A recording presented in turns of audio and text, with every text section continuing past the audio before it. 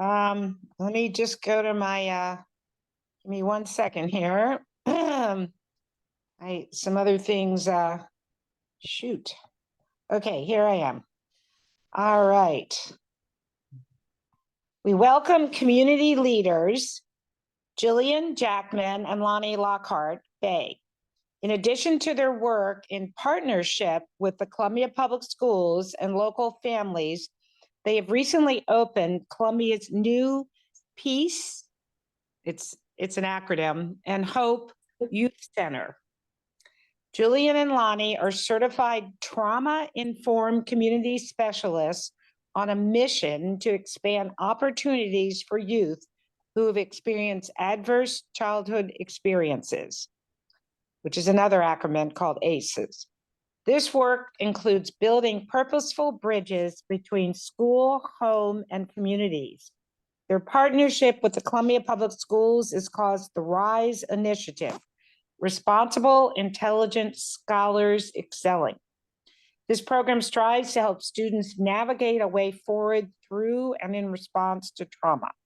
RISE's mission is to help at-risk youth, the formerly incarcerated, and the community at large to love, teach, and to guide them into fulfilling lives of promise, to give them hope and a future. Welcome, Julian and Lonnie. Thanks for being here. Thank you for having us.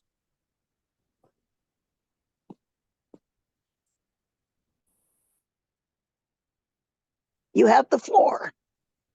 You may begin whenever. Can you hear me? Yeah, I can hear you. Okay. Yes, we hear you fine. Thanks. So, you know, the main reason why me and Lonnie really do what we do is because we were that at-risk youth when we were young. We were those children that didn't get to have a childhood. We were those children that, you know, when you say at risk and the meaning of at risk, it was us. We were the poster child for that. So what we're wanting to do is we're wanting to make sure that the kiddos here in Columbia are being able to experience getting an education, experience being a child, and being able to properly have support. You know, we didn't have that support when we were young. You know, we might have had people, you know, that told us, hey, these are the right things to do. This is how you do it. But didn't show us, didn't guide us, didn't mentor us. And that's what we do. That's what we do in the schools, and that's what we do in the communities, and that's what we do at our youth center. The youth center is very unique, very structured. And that's why a lot of the kids like coming with us because, you know, hey, we work hard, but we also like to play too. So our concept right now is making sure that they're getting life skills. That's what we're about right now, life skills. So even when they're getting their education through us, life skills plays the biggest part of it all. Cursive handwriting, which, you know, public schools don't do anymore. We do. Telling time. You know, our kids can't tell time unless it's on a digital clock or their phone.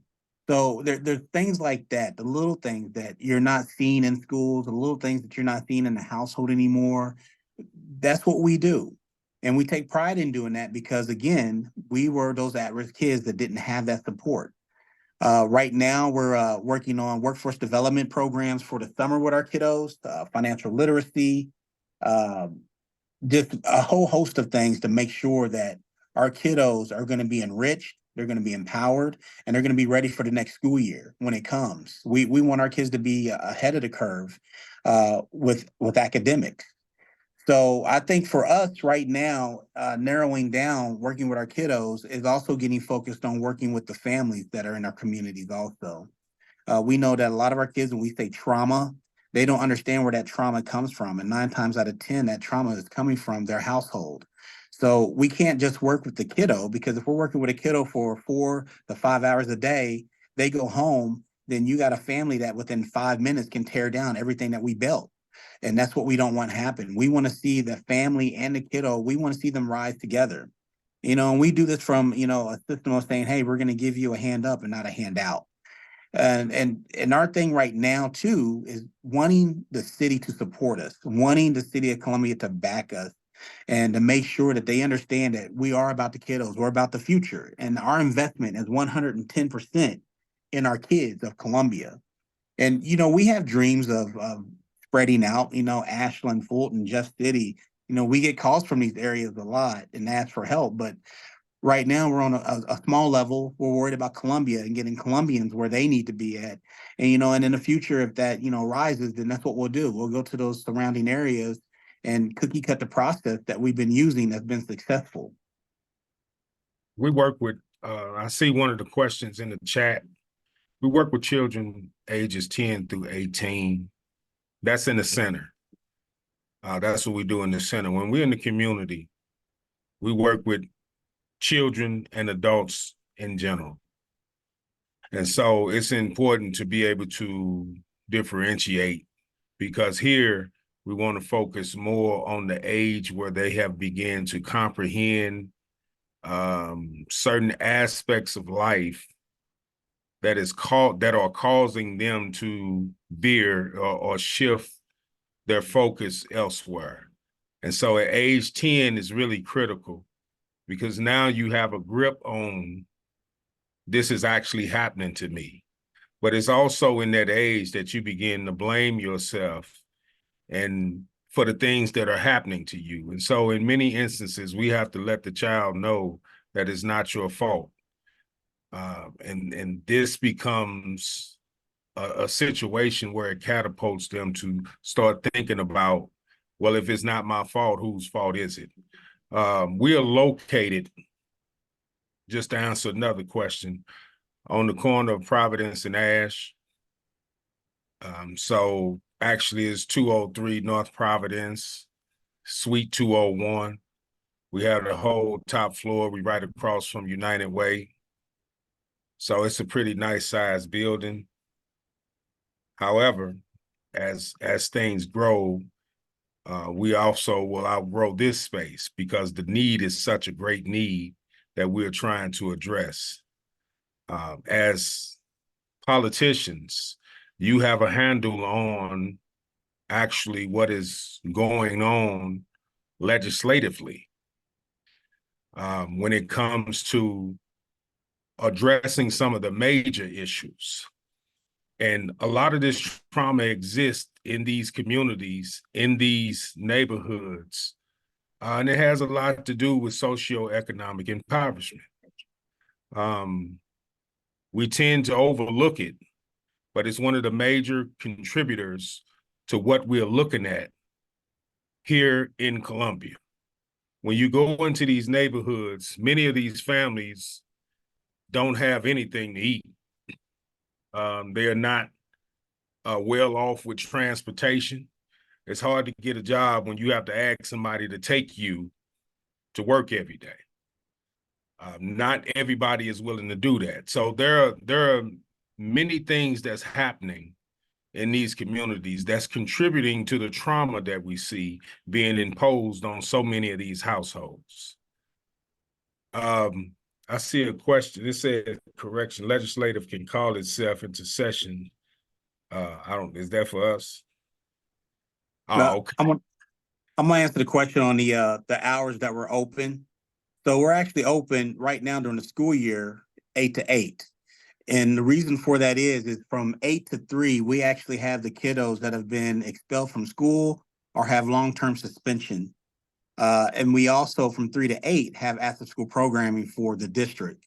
So from 8 to 3, we actually have tutoring. We actually have homebound teachers that come in and work with the kiddos with CPS students that are here on location with us. They're fed a lunch, a snack. They have actually time to actually relax, go back to their teachings.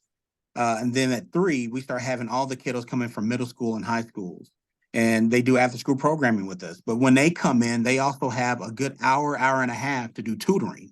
So anything that they're falling short on in school or anything that they're needing help on at that time, retired school teachers and also MU students from the Service Learning Center comes in and works with our kiddos at that time. Now, summer will be a little different. Summer will go from June 10th to August 17th, right before school starts. And those hours will be 8 to 5 during the summer.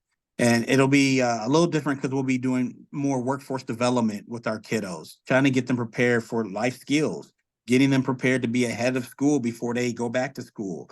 So yeah, so a lot of hours we work during the school year, 8 to 8, 8 to 8. Okay. I have another question. As far as staff, is it just you two, or I see from the article that there are other people working with you. You mentioned teachers. How much big is your full-time staff? That's something that we're working on. We're hoping to get, bigger grants in to be able to hire more staff. That's kind of the reason why we're keeping our numbers low right now and the students that we're taking in. So we're not overwhelming the people that are coming in and helping out volunteering, because volunteers are volunteers, right? And that's what we're wanting. We want it to be, full-time staff, part-time staff, being on payroll to make sure that we have dedicated people here with our kiddos on a consistent basis. So we're working on that. But right now we have a program director, and we do have someone that is actually over the program director, is overseeing the center right now, which is actually Lonnie's wife. So, and which is awesome. She's done this job for a long time. She knows how to run centers like this.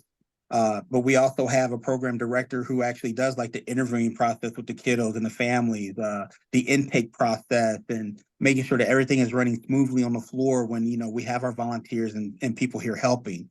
So that is one thing we are working on and hoping here soon, if a few grants comes through that we're looking forward to getting, we'll be able to hire staff and be able to take on more kiddos. Okay. Something happened. I'm trying to get. Been doing this long enough that you have a success story to tell us? Oh, most definitely. We have one gentleman that this is an awesome success story. Was failing in math, and this is usually the story with us. So with this particular one, was failing in math, and by the end of the year was able to bring up his grade to an A. So, and I think the calculation, Lonnie, if I remember, was like 200% difference from when the school year started to the school year ended. And then he actually got an award at school for this. But we have these all the time. We have kids that are here that their attendance now is 100%. They're with us. Their grades have skyrocketed. And we have kiddos that actually, when we have their meetings for either their IEP or whether it's for them to go back into public schools, I love it when we hear them say, no, I don't want to go back. I want to stay with these guys at the P.E.A.C.E and H.O.P.E Center. So it lets us know we're doing something right. If we have this many kiddos that are like, we like the structure. We like that we're able to get one-on-one help. We like, and we say that, we don't want to give them too much attention. We want them to learn things on their own. But we love the fact that they say, we love the attention that we get here because it's so positive. And just giving them that safe space. We believe in the sanctuary model. We want a safe place where a kiddo can heal. That's what it's all about. And even if they had a bad shake at school, when they come to us, when they see what's going on, they know, man, this is actually all for me. It's not about nobody else. This is all for me. This is for me to get myself together, get my grades together, and really focus. And that's what we give to our kiddos when they're here with us. So we have those success stories all the time, all the time. And we also, I want to add to this, we also sometimes have to address certain issues where the child absolutely does not fit here. Because it's really difficult to want something for somebody that they don't want for themselves. And normally when that is the case, then they become disruptive or whatever the case may be. And this is not, we're not bound by CPS codes. We're not any of that. We have a strict way that we are doing things here. And if they cannot conform to the way that we do things, then they do not need to be here. And with that said, when you're ready to do the right thing, you are always welcome. So this is the way that we have to do this, because you cannot let just for lack of a better phrase, let the mouse run the house. Because what ultimately happens is they go around and they bite a hole in everything. And so here we are now with some children who, and it's very few, because we all as children, we know who's been children, we know that sometimes we veer a little bit. We go off and we have to be brought back, and you might have to tell a child 10 times before they get it one time, right? And so this is par for the course, but there are certain things that we're just not going to tolerate here in the center. And we hope that society understands that these things are necessary. And one thing is, when they come in here, they cannot have their phones. This is not CPS. You don't need a phone in a learning environment. That is very disruptive, because if you talking and I'm on my phone, then the phone mean more to me than what you saying. And we understand this process. And so in here, you can't have it. And there are other things that we do differently in our programming here, the day program, as well as after school. It's a point system. You have to earn your way into certain incentivized rooms and things of that nature here in the center.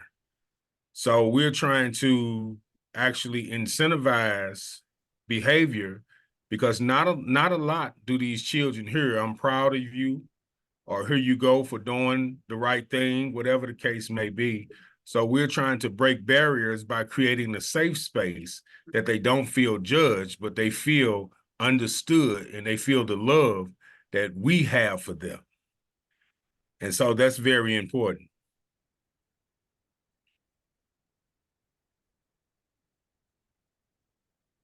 Anybody have any questions? I have another one. How many kids are you working with at this point? Is it a same number all the time, or is the number Well, just? no, the number varies. It's probably like 30 something that's on the list in general. When you add up both the day and the night, it's close to, I don't know, it's close to 35, somewhere around there. But not all the children during the day. In fact, most of them go home, because they are there from 8 in the morning to 3. So it's like school. And they go home, and then we work with Operation Kite, who actually goes to the schools and pick up the children who are in the after school program and bring them to the center. Marie's got a question. Marie? Yeah, sorry, I couldn't get myself unmuted. My question is just, there are a lot of different organizations in town that provide similar services, I think, like A+ and United Community Builders and Boys and Girls Club and Blind Boone even. So my question is just, how is your program different from those, either in your goals or in the children you serve? Oh, definitely, Well, it's definitely in the goals different in that many we set for respects. our And let's just kiddos, and start then the with things that we actually go over the with them. trauma-informed care program. Self-esteem, cognitive distortions, coping mechanism skills, anger management. There's a lot of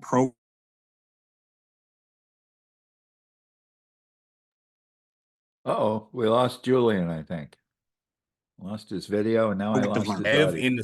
To be inside of a sanctuary that allows for them to be themselves and to be productive in that space, knowing that nobody is going to judge them. That's number one.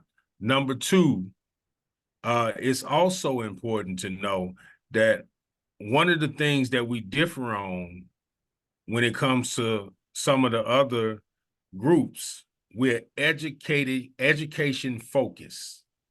We focus primarily on educating and these children learning something. All of our actions are centered around interactive learning. So when we come in contact with each other, we are all teaching each other something. And so we're not above learning from young people, just like we want them to not be below learning from us. Just because we have lived a little longer does not mean that we do not know how to learn from others. That's That's one. And so that's another. So in another respect, we have different things within the center that are stable, they're workforce oriented. For instance, the podcast, it's a youth podcast. So now it's being built for the platform that they will speak from. They are not heard in many respects. We understand what they mean. We've been there, we've done that, we've felt that. And so we want to give them the opportunity to be able to speak to those in society, to tell them what they truly feel about their own upbringing, about their own lives in general, what is best for them to grow in this time. What happens as we get older, a lot of times we forget that we were once young. And so the communication that we would have liked to have when we were young, well, we passed that stage now, so it don't matter. But it do matter because we're dealing with children who are too feeling like they're not being heard. So what we do is we give them a voice and we amplify it. So that's another thing that we do different. We have a game room and all of that inside of the center. But again, your action must reflect that you want to play games. So that means your actions that I'm talking about, if your grades are not right, don't worry about games. If you having student-teacher bad relations, don't worry about games. You got something else to work on. And so this is how we gauge whether they want to play games, because we have a PS5, a Xbox, a Nintendo Switch. All this is in the game room on big screens. So what we want to do is make sure that these children know that in order to get in here, then your grades, your student-teacher relationship, your attendance, all of these things must meet that criteria that you would like to go in here and play the game. Even So at we home. different Even on at so home. many aspects. You know, and we even go off, you know, making sure that we have access of knowing what their grades are. They have to do waivers from the schools, from CPS, so we'll know what their grades are, any notes from teachers or anything like that. But we also go off family too. What is the behavior in the house? Because we want to make sure that whoever the guardian is being treated, you know, respectfully also. So we get a lot of talks about that sometimes. We'll have a mom come and be like, hey, we need to sit down and talk with you with them. So we go through a long process of making sure that our kiddos are learning the right way to project themselves, to be able to learn for themselves, and just to be able to be young adults. You know, that's what we're trying to raise here. We're trying to raise kings and queens and make sure that they're going out into our society ready for our society. So that's a big thing I think that Peace and Hope does that a lot of people aren't doing. And I don't want to compare, you know, ourselves to other organizations because other organizations have their knack. You know, I heard Grade A+ was mentioned. They tutor, you know, and that's, I love that that's what they do. We just take it a little further than that. You know, when we tutor on certain things, it might not have to be on a certain subject in school. It might be over certain things in history that we want to talk about at that time. It might be over certain things in science. You know, we've built volcanoes here, you know, from plaster. You know, there's things that we do here, I think, that just put us above just giving the kiddos just a little bit more. When we say interactive learning, we mean interactive learning. Everything we do, we're trying to teach and we're trying to learn from them and they're learning from us. You have a Got few a question? questions up here. It says, am I understanding correctly that some children are attending school there? Yes. Yes, we actually have two individuals whose parents were homeschooling them, but instead of keeping them at home, they bring them here and they get in the educational space. They get on the laptop, they log into Schoology, they do their work, et cetera, et cetera. So that's not a behavioral issue. They just come here and they do their work and they go home when mom or dad come pick them up. You asked about the curriculum. What curriculum do we use? Well, we have a variety of curriculums, but more so than any of them, we have our own curriculum. we have rainbow days, different curriculums that's, I guess you would call certified, whatever that means in context. Evidence-based. Yeah, yeah. But at the end of the day, we have come to where we are because we have a curriculum, whether we are talking about self-esteem, whether we are talking about building healthy relationships, whether we are talking about the dangers of criminal thinking, et cetera, et cetera. I also have a program, it's called the Critical Change Gang Prevention Program that works primarily with gang members.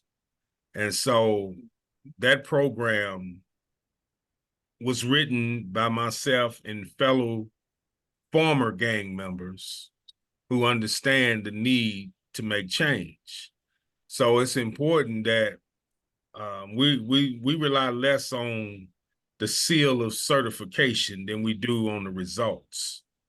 The results cannot be challenged. If it wasn't for people like Julian and myself and others that we associate with, the gang problem that you see developing in Columbia would be far worse, because we're actually in these communities. We know these young men and women. We're trying to give them a different perspective. And so I don't know who taking the credit for what, but I can assure you it needs to be more of it. And this is where Columbia has to get involved. And by saying Columbia, I'm talking about the Muleskinners and other entities who are in a position to get involved. And this is extremely important because it, you know, some of the guys that we can take, and we do take sometimes, you know, to take them down there and we sit and we talk to these young people, it costs money because people have to make a living to pay their bills. That's key. So for me to keep asking somebody not to go to work because we need to go down here and address this, that's not fair to them, nor is it right on me to keep doing that. And that's why these types of jobs, these mentorship jobs, these facilitation jobs, they require money to be enacted properly. They require finances to where you can actually hire people, give them a paycheck to do these jobs, because this is really a job, and it's you know, honestly, and it's actually kind of dangerous because you don't know how people are actually thinking in that moment. But once you build that relationship, you have a way in that other people don't. And so you have to seize that moment to quash whatever situation that may have arisen that you don't know about.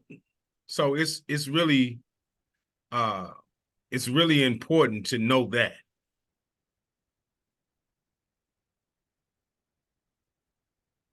Oh, you want to know how we got certified and where did we get our training? We got our training from T&T Consulting.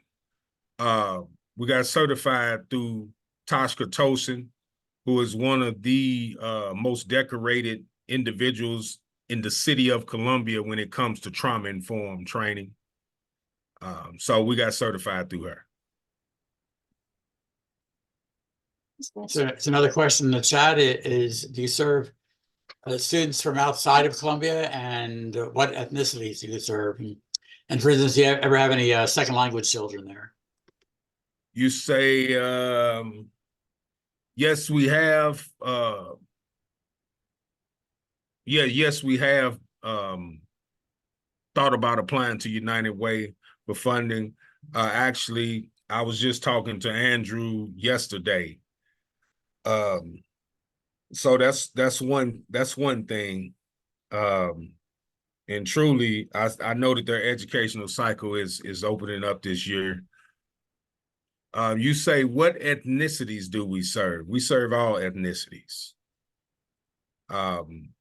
Whoever feels, and this is important too. trauma does not challenge race. Trauma happens to everybody. And I started off by saying that socioeconomic impoverishment was clearly responsible for much of this trauma that you see going on.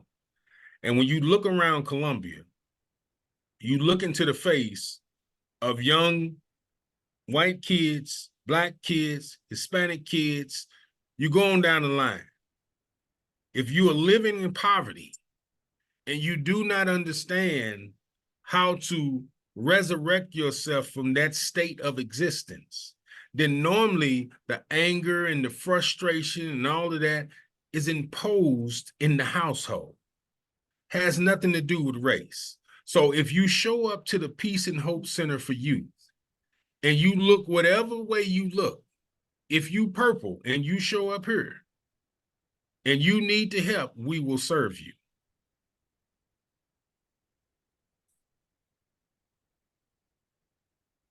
So do they come to you on their own, or are they referred by someone? They are. They're actually referred by schools, the counselors, the principals, the parents, DYS, EYS. Juvenile Justice Center. Yeah, so we actually go do classes in Juvenile Justice Center. Go ahead. Just roughly, how many second language kids have you worked with? None. Well, we have one in JJC who. Yeah, well, yeah, we working with Kevin. That's his name, ain't it? Kevin.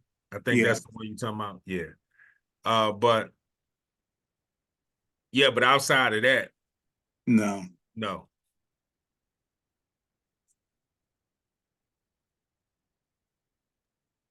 Any other questions? I just have a comment that I volunteer at the prison in Booneville in the Alternatives to Violence program. And through that, I have learned about the incredible trauma that so many children endure and that affects their lives and their decision-making for their whole lives. So I really congratulate you on tackling that head on and really trying to make a difference for them. Thank you. I have a question. I got distracted by the phone there. So you may have already covered this, but is there a cost to the students or to their family who come to your program, or is all your services free of charge? You said you free of provide lunch. charge. They're free of charge. Right. And where do most of your funding come from then? Right now it's coming from ARPA funding from the city. Okay. And donations. That's where it's coming from, and hopefully we'll get some funding from the county. But you know, like I know, when you run in the 501c3 organization, 80% of your funds should come from the people who you serve versus government agencies. Because when you get it from the people that you serve, then therein lies sustainability versus dealing with government where things could dry up and we don't have funding this time, or you might not get it this year. And, you know, it's too much red tape to actually consider that a win, right? It's necessary, it's needed, it's a blessing, but we need the public to support this cause. So that's the ultimate goal at this point. Do you have a website? Follow up. Yeah, we do have a website. All right. Share that, and the website tells how people can donate if they're interested in helping out. Yeah, and at this time, because this is a collaboration between Destiny of Hope and Peace, actually we're in the process of making Peace its own. Making the Peace and Hope Center for Youth its own entity. So if you want to donate, you can go to Destiny of Hope, or you can go to Peace and you can donate for the care of the Peace and Hope Center for Youth. So if you log on to Destiny of Hope, Julie, you got to give them your website. You can log on to Destiny of Hope, Inc.org.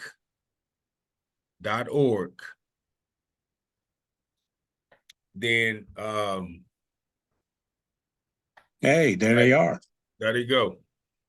Whoever did that, thank you. Thank you. Yes, all those links are on our homepage. If you go to our Muleskinners homepage, I And linked. yes, and I for our saw them at the speakers. beginning of your page, actually. Yes. Yeah, so Thank you Put the can other one go- up here in a You can minute. go there and you can donate. When you leave the note, you put a note there and you can say what you're donating for. Because not only do we work with youth, we work with men and women who are coming out of prison, because it's just important, because our objective is to end this school to prison pipeline. It is real and it's happening in real time. Children who are coming up, going through this trauma, who are not understood, they're being pushed out. And when they're being pushed out of school and they're being labeled as behavioral, then ultimately they don't go to school. They lose ground that they've made. And if you cannot read like you should, prisons are being erected to house these bodies. And so in the Missouri Department of Corrections, they're actually getting somewhere between $30,000 and $33,000 a year to house each individual in these level 5 institutions. So this has become more of a money-making machine than keeping the public safe. And so many of these individuals who should be out of prison, who have proven that they can make it in society, they're still in prison. And then those repeat offenders somehow keep repeating. So I'm trying to figure out what's going on. And I'm just being facetious because I actually know what's going on. And this is something that need to be addressed. Kathy? Yes, I'm still not sure that I totally understand who apparently come there instead of going to a Columbia public school at 8 o'clock and stay there until 3. Are they just there for a short-term basis till they kind of get their act together and can go back to public school, or what is the situation there? Well, that's the hope. That's the hope, that they can get their act together and they can get back in public school. But 2 of the individuals that we service, their parents actually homeschooled them. And once the center was open and they realized what we do, instead of them having to stay at home, then they can bring them here and we help them on their schoolwork. We have teachers, or should I say students, who are set to be teachers from the Service Learning Center in Mizzou that come into the center and help tutor. We have a few retired teachers that come into the center and help tutor. So our big thing too is helping people understand, when you say at-risk youth, what that means. It doesn't mean that the child is bad or they've done something. At-risk means that they have that possibility of making a choice that could alter their life. So when they're with us, we're taking that at-risk part away from them, where we're helping them to make sure that they're somewhere safe. So when you have a kiddo that's being homeschooled and a parent still has to go to work, so they're left to their own devices from that 7 in the morning or 8 in the morning when that parent goes to work till 3 or 5 in the afternoon, that's what makes them at risk. That's what challenges the thinking of them doing something that could be wrong. So with us, there's none of that. We take that at-risk part away from that child and put them in a safe environment to learn.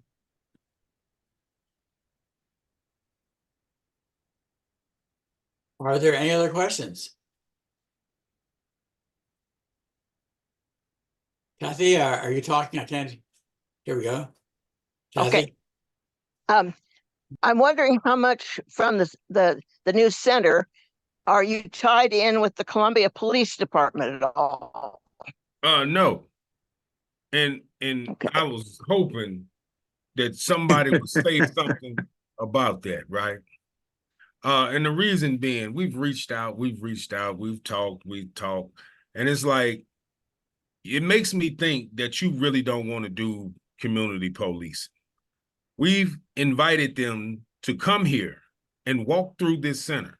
Meet these young men and women who you are policing in the community. You know what happened? Nobody called back. Nobody showed up. So there's your community policing for you. We have Knowing full well what we are capable of when it comes to our connections to the community, they still won't show up. I think Roger has something to say. Yeah, I was going to add too. I'm working on that, and so the city I think is a complicated political environment, but we're working on a strategy, and I think a key part of it is going to be working with community agencies. Where we are on at our office on this is we feel like we're going to move forward with a plan, and I think the city will get on board as we move forward. But I think a key part of it is working with people in the community who are doing exactly the work that you all are doing. Okay, well, that's good to hear. Thank you, Mr. Johnson. And I also want to put this on out for the record too, that Mr. Johnson has met with us. He has always picked up his phone for us. Great communication. Has bounced ideas off of us. We've bounced ideas off of him. And I thank you for that. I thank you for showing us that you want to see something different for the community of Columbia. I thank you for that. Yeah, well, I appreciate talking to me too, and really do appreciate the work that you all are doing. I think in the long run, to make the community a better, safer place, I think it's really, really key, the work that you all are doing. I appreciate being a resource for me here. Thank you. Dave Taylor, you do a question. Yes, if you had the mayor or anybody from the Boone County Commission come visit and tour the facility and just talk to them about what you're doing and how they might plug in with you. Yeah, we've actually had the mayor in here. We've had commissioners in here. Absolutely. They've all been here. We trying to figure out what could possibly be done on a couple fronts now. So yeah, they've been here, and we'll see what the future holds as it relates to any collaboration when it comes to working with the people that we are serving. Thank you. David Mallory? Yes, it sounds like most of what y'all do is individual attention with students. Do you ever have a large group time? You get them all together and share information, or have outside speakers come in or anything like that? All of that. We do all of that. We actually have group every day. Every day. We work with them individually, but we actually have group every day, Monday through Friday. You mentioned earlier that you use a sanctuary model, and it made me curious. I was wondering, sanctuary from who or from what? You say what? When you mentioned earlier that you use a sanctuary model, it made me wonder sanctuary from who or from what were the it's a model created by the Sanctuary Institute. And what it is, it's a trauma-informed care model. And it challenges individuals when you're in this environment to check your behavior, your language. And I'm not talking about cursing. I'm talking about self-demeaning language, where how people look at themselves, because we all have an inner critic and it speaks to us, and some voices are louder than others.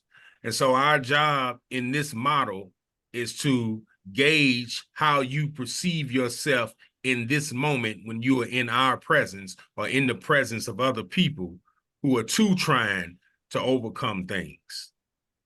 And so if you look up the Sanctuary Institute, then you will see the model that we practice here in the center.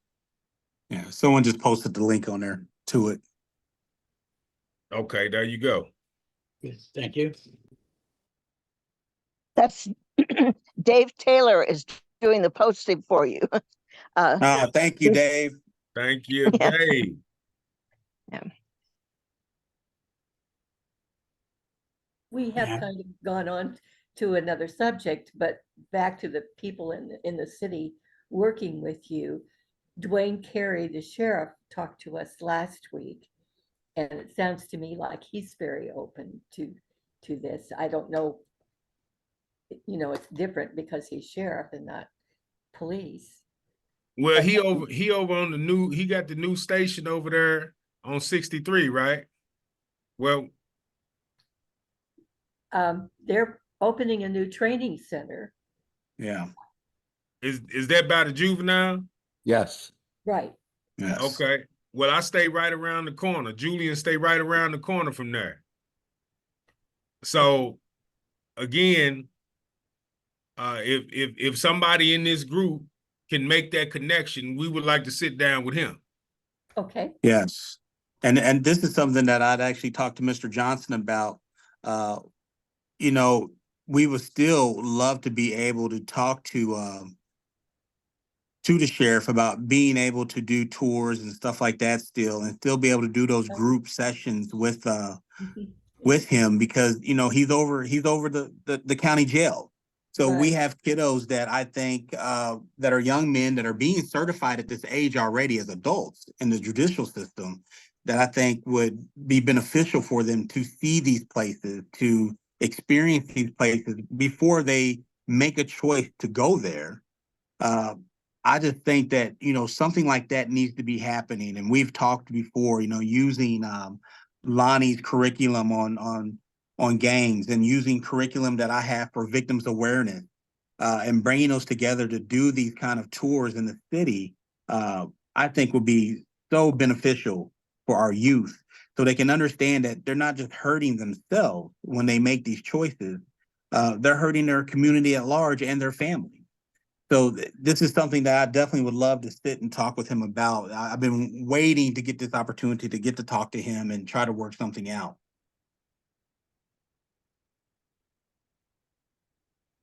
Did you see that in the chat, Prosecutor Johnson has offered connection?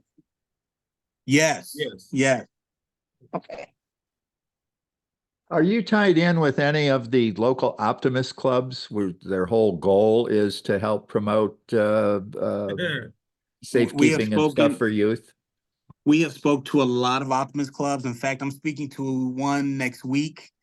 But yes, we've spoken to a lot of optimist clubs, a lot. And have they been helpful at all? To a point, yes. Yeah. I was wondering what your thinking is about what can be done now about the number of guns young people in this community have. Well, And the what fact can that be, no, what can be done right now? Let me tell you, I just got through speaking about having to, because we know individuals that are directly tied into these neighborhoods. But many of these individuals have to be at work. They cannot stop and address these things because they have bills to pay.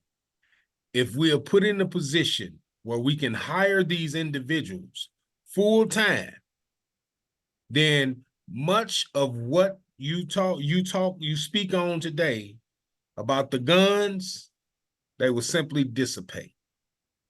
You have to invest in the stakeholders. The people living in these neighborhoods who knows all and sees all, these are the stakeholders that we have to invest in, because these are the people that allow us in.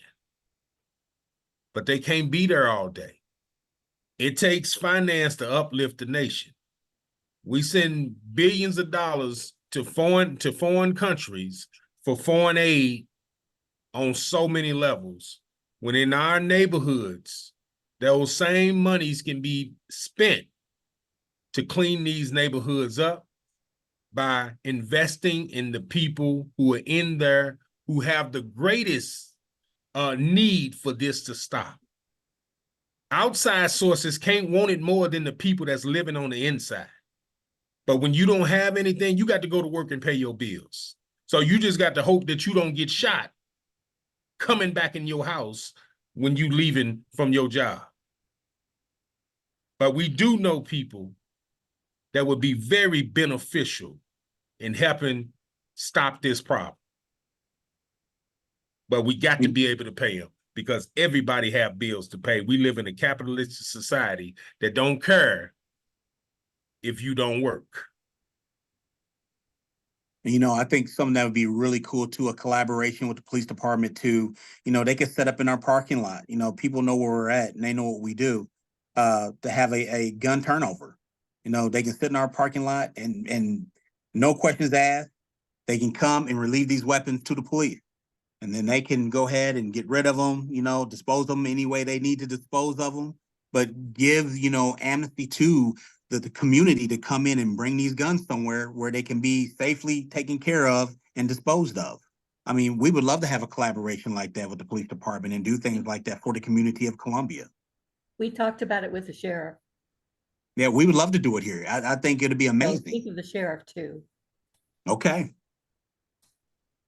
I'm a former juvenile officer from an inner city, and I just want to encourage you to keep pushing on the police department because I think that's just an important connection to make, and it pays off in the long run. And I'm just shocked and abhorred that they're not working with you. Right. Me too. Me too. So keep at it because it comes from Right. you, not from them in this particular situation. I Yes, guess we ma'am. better Yes, have our ma'am. new police chief come and talk to us.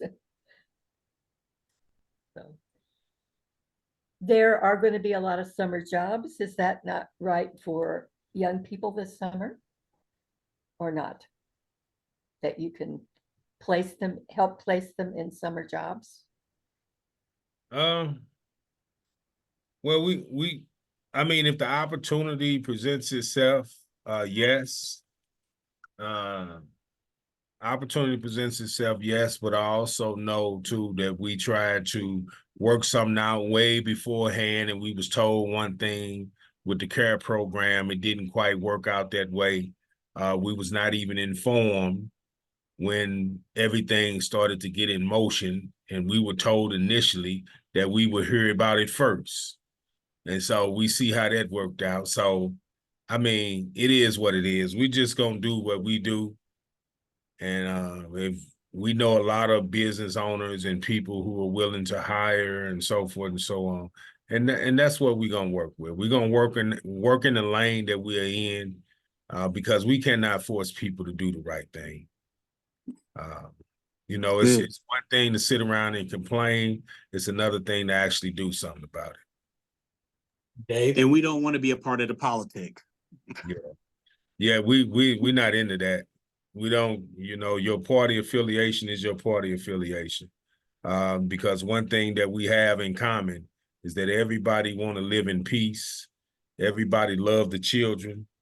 And everybody want to enjoy their lives. I think whatever party you in, I think everybody, they can rally around those three concepts. And so that's kind of where we stay. We stay in that lane so we don't have to worry about all the other stuff.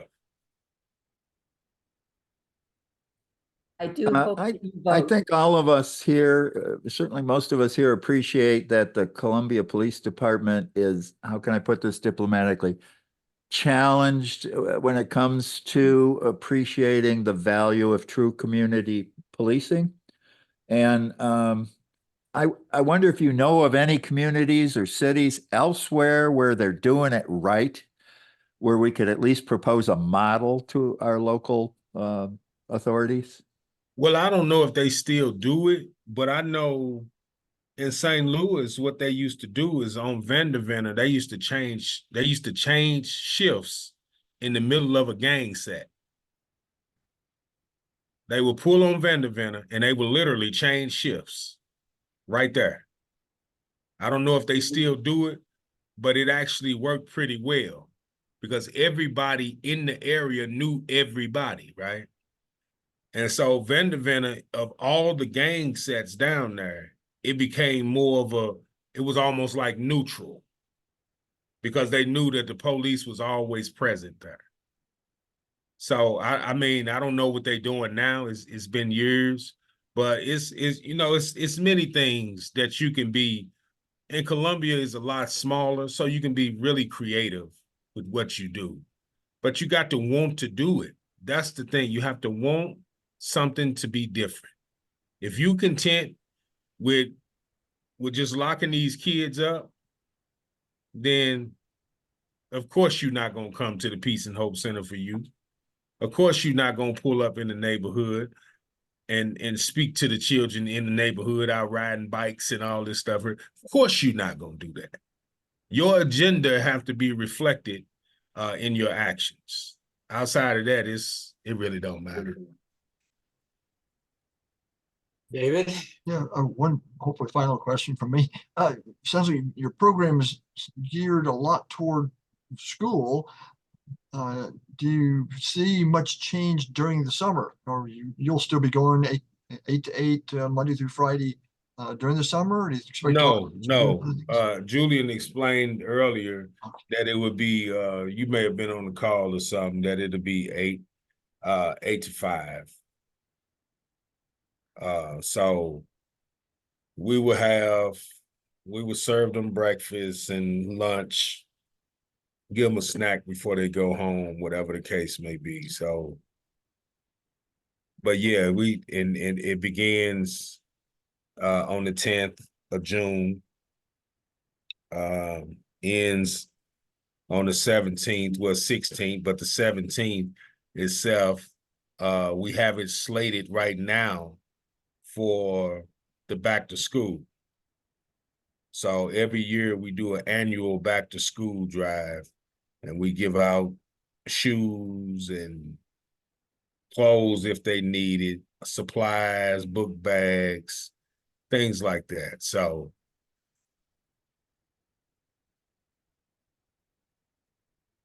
Well, thank you very much for really enlightening us about what you guys are doing. And best of luck, and anything we can do to help promote this, or maybe you use our contacts to help. We will be happy to do that.